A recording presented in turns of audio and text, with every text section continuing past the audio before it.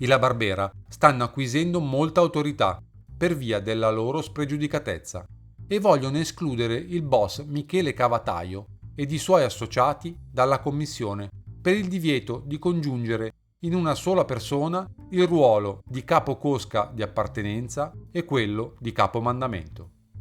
Inoltre, secondo Buscetta, vi sono contrasti tra i mafiosi di Porta Nuova, appoggiati dai La Barbera, e quelli della Noce, guidati dal boss Calcedonio di Pisa. Il tutto per una questione di onore. Secondo gli inquirenti, però, la prima guerra di mafia nasce da una truffa a proposito di una partita di eroina.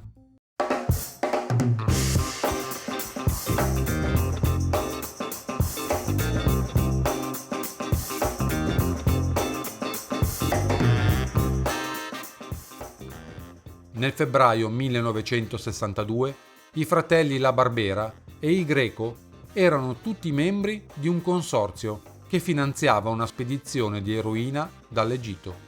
La merce arriva regolarmente sulla costa meridionale della Sicilia. Viene inviato un uomo d'onore, Calcedonio di Pisa, a controllare che sia inoltrata senza intoppi verso New York, sul transatlantico Saturnia. Ma i mafiosi di Brooklyn, che ricevono la droga, scoprono che i pacchetti non contengono la quantità pattuita. Il cameriere del Saturnia, cui Di Pisa ha consegnato l'eroina, viene torturato, ma non rivela nulla. Si inizia a sospettare dello stesso Di Pisa. In una riunione della commissione, convocata per decidere sul caso, Di Pisa viene assolto dall'accusa di aver sottratto una parte dell'eroina. Ma quella decisione non soddisfa i La Barbera, che non celano il loro malcontento. Il 26 dicembre 1962 Di Pisa viene ammazzato in piazza Principe di Camporeale, sul margine occidentale di Palermo, e seguono atti violenti contro altri membri della Cosca della Noce. Atti, secondo Buscetta, compiuti in realtà da Michele Cavataio, che vorrebbe far ricadere la responsabilità sui fratelli La Barbera e su alcuni membri della Cosca di Portanuova, muovendosi abilmente tra le varie rivalità. Inizia la rappresaglia. Salvatore La Barbera rimane vittima della lupara bianca. Convocato in commissione, viene ucciso lì, sul posto.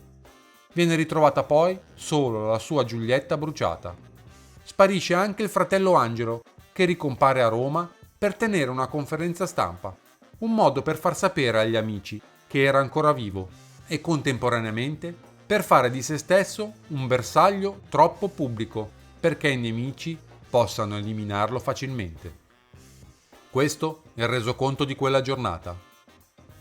2 dei 3 costruttori edili scomparsi misteriosamente da Palermo vivono a Roma. Ieri li hanno rintracciati ed interrogati a lungo i carabinieri. Il terzo invece è ancora introvabile. Si teme che qualcuno possa averlo ucciso.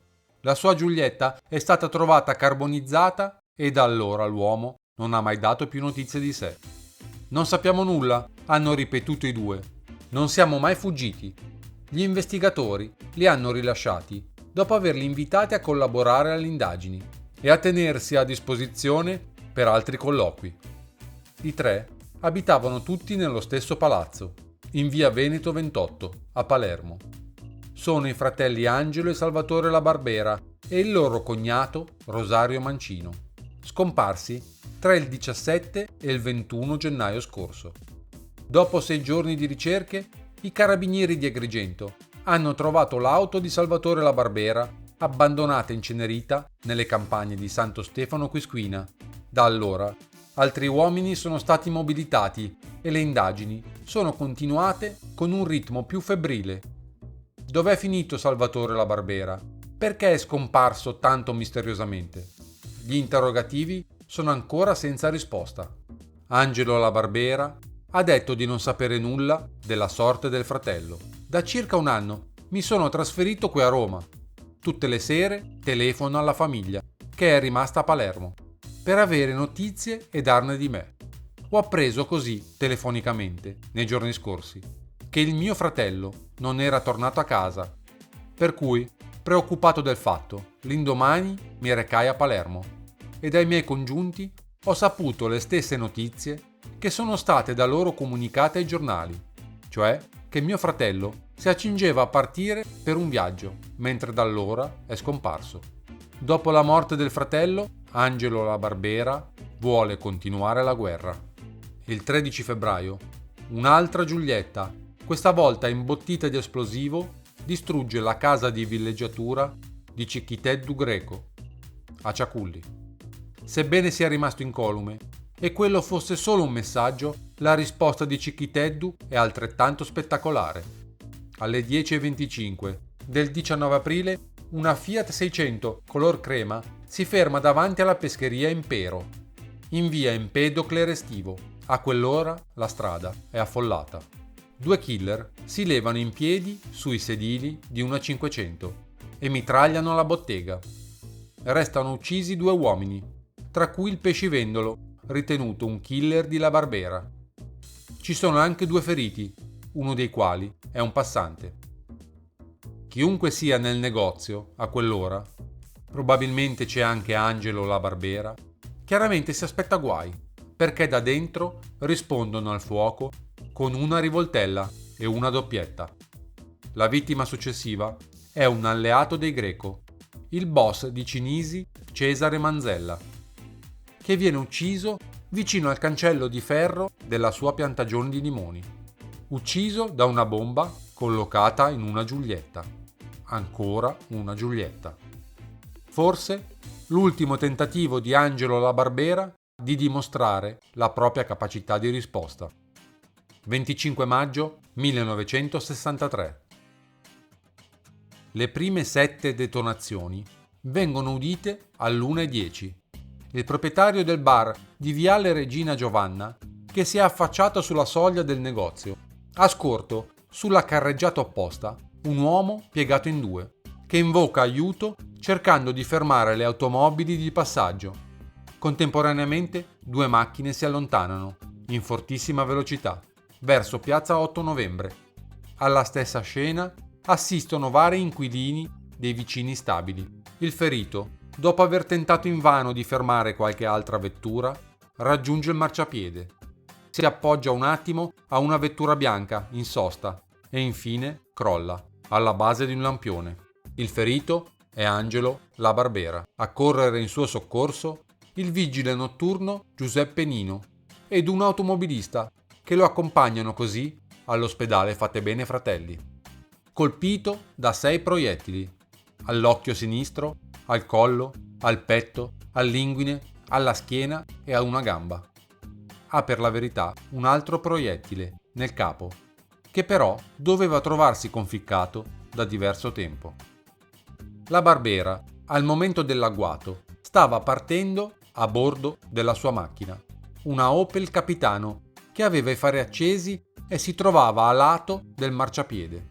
Secondo la versione più attendibile, 2 altre macchine, una Giulietta blu e una Fiat 1300 chiara, che procedevano quasi affiancate, sono sopraggiunte dalla prima che rasentava a pochi passi la Opel. Sono partiti 4 colpi di rivoltella in rapida successione. Raggiunto dai proiettili, La Barbera sembra abbia trovato la forza di rispondere al fuoco con un'arma che aveva con sé.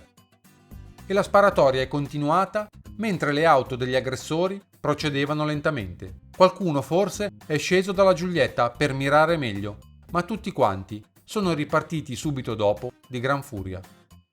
Nella stanza dove l'hanno ricoverato, al deposito del Fattebene Fratelli, Angelo La Barbera trascorre la notte sotto l'occhio vigile di 4 agenti. Le sue condizioni sono molto meno gravi di quanto era lecito attendersi data la natura e soprattutto la quantità delle ferite. Nel corso di un interrogatorio, La Barbera ha fatto capire che le ferite non gli permettono di parlare. A scandalizzare l'opinione pubblica però è soprattutto il fatto che la sparatoria sia avvenuta a Milano. 27 maggio 1963. Nel pomeriggio sul tardi, Angelo La Barbera viene trasferito al carcere di San Vittore. È accusato di porto d'armi abusivo della Browning 765 rinvenuta accanto a lui. La mobile ha così, per ora, in mancanza di meglio, messo al sicuro con un'accusa relativamente leggera la vittima della punizione mafiosa. 30 giugno 1963. Un'auto, una Giulietta, imbottita di esplosivo, salta in aria nella borgata agricola di Ciaculli, a Palermo. Probabilmente è diretta a casa di Cichiteddu Grecu. Ma per una gomma bucata viene abbandonata lungo la strada e aperta dai carabinieri, che saltano così in aria. 31 luglio 1963. I morti rivivranno. Questo è uno dei testi dei tanti telegrammi che da qualche tempo a questa parte riceve l'ospite di maggior riguardo attualmente soggiornante a San Vittore, Angelo La Barbera. I messaggi, indirizzati in piazza Filangieri 2 e tutti spediti da Palermo, non sono naturalmente firmati. Inoltre, contengono significati che soltanto lo stesso destinatario è in grado di comprendere. Frasi brevi e sibilline, la più chiara delle quali è appunto i morti rivivranno. A parte le minacce ricevute, la Barbera deve ancora far fronte alle 3 pallottole che gli rimangono in corpo, dopo il primo intervento eseguito dai chirurghi del carcere milanese. 8 novembre 1963. Angelo La Barbera viene trasferito in gran segreto dalle carceri di San Vittore a quelle del Lucciardone, a Palermo. La Barbera appare prostrato. Sperava fermamente che il suo trasferimento in Sicilia sarebbe stato differito sine die, per cui la decisione lo ha colto tra capo e collo, come una mazzata. «Speriamo che non mi tocchi la fine di Pisciotta», ha mormorato prima di lasciare piazza Filangieri. L'anno seguente la Barbera viene trasferito dal Lucciardone al carcere di Messina per evitare una vendetta della mafia rivale. Il 25 giugno dello stesso anno, il giudice istruttore, dottor Cesare Terranova, deposita la sentenza istruttoria a carico di La Barbera, concludendo per la decisione di rinvio a giudizio davanti alla Corte di Assise di 42 persone. Delle 42 persone, 40 vengono rinviate a giudizio per associazione a delinquere. Angelo La Barbera, che è in testa alla lista dei 42 rinviati a giudizio, deve rispondere del tentato omicidio in danno di Vincenzo Maniscalco e dell'uccisione di Filippo Grado, di Giuseppe Savoca, di Cesare Manzella e di Filippo Vitale.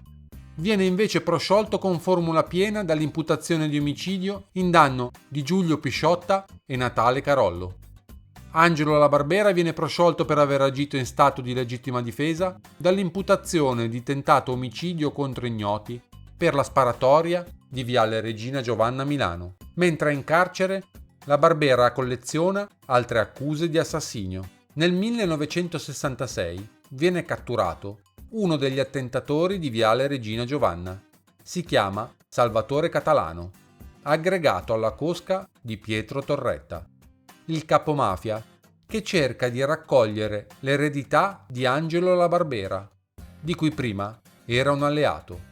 Come alleato di La Barbera era Tommaso Buscetta, forse uno dei presenti alla sparatoria della pescheria del 63, insieme alla Barbera.